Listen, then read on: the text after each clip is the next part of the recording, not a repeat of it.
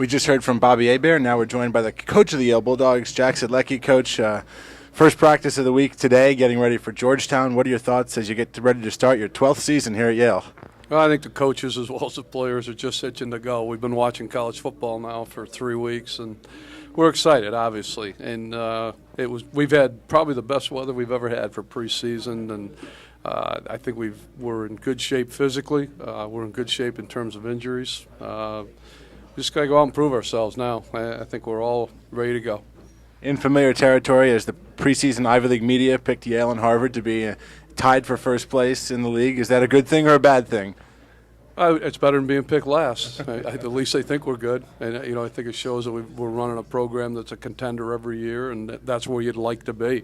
One of the things I've said to the players over the years is I'd like to stand in front of them every August and say, hey, we got a chance, and we got a chance to compete for the title, and we do. And, now we got to go out and play every game. We got to play hard and obviously try to stay healthy along with it, and we've got a chance to compete. This game coming up on Saturday against Georgetown at the Bowl will not be the first you've coached this year. You were over coaching the troops in the Middle East earlier in the spring.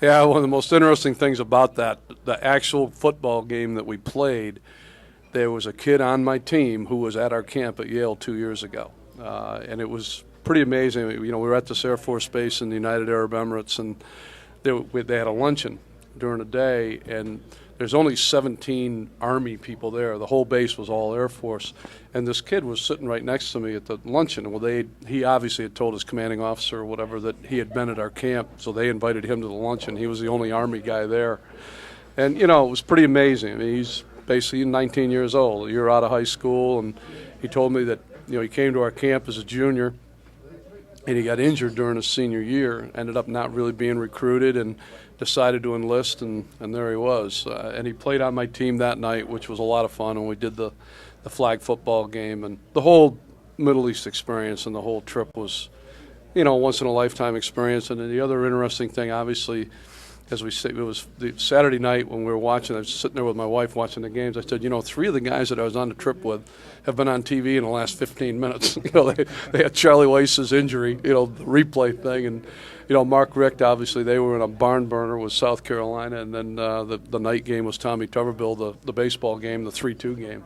So, they're all, national contenders, and it just kind of gives you a different interest in their outfits. And, and Randy Shannon's doing a great job at Miami, and I think surprised some people early how well they played in that opening game. So it was a great group of people to be around. You got to spend some time on an Air Force carrier too, huh? Yeah, we went out one night. We spent a night. Actually, they took us in a helicopter. They didn't tell us until we got back that we were 5 miles from Iran, but they took us out in the Persian Gulf in this Black Hawk helicopter, and it's the noisiest thing I think I've ever been in. And it's a huge aircraft. So we get in it, and Randy actually sat down, and he had like a white Miami coaching shirt on, and first thing, some grease comes on his shirt, and the one Navy officer was standing there. He goes, "We have a little motto in the Navy. If it's not leaking, it's empty." So, we're going to be taking off in that thing in 5 minutes or whatever, and off we went. And then we spent the night on an aircraft carrier, the USS Nassau, which is a helicopter carrier, and it's amazing. They're out in the middle of the Persian Gulf, and it's a 24-hour-a-day, 7-day-a-week operation, search and rescue stuff going into Iraq and into Afghanistan, injury-type situations coming back. And those guys, they did a pro combine type thing on the deck of the ship. It was 110 degrees, and these guys are running, 40-yard dash, the L drill. They went down in the weight room. It was a really great experience. Coach, getting back to this 2008 Yale team, every team has a characteristic or characteristics that define it. Is it too early to say what this year's might be, or do you have a good sense of the pulse of the team already? Well, I think the initial thing that defines the team is the senior class. I mean, we have 35 seniors, which is unheard of in this day and age of college football. It's more than we recruited in the class. We actually have some walk-ons that have stayed with us, and we have one fifth-year senior. But it's incredible to have 35 seniors, and they are the identity of this team. I mean, obviously there are some great individuals in the group. We've got 2 players that are candidates for the national awards. You know, Mike on offense, Mike McLeod is for the Peyton Award, and Bobby on defense for the Buchanan Award. But this is a class that has made a huge impact as sophomores in that championship team. Obviously, huge impact on last year's 9-1 team, and you know, this is it. This is their final show, and they're pretty excited, and I think they're the identity of this team. That class was 17-3 in those 2 years, which is the best that 2-year stretch since 80 and 81, which is pretty good years in the history of the Yale program, going back to the 1880s all time.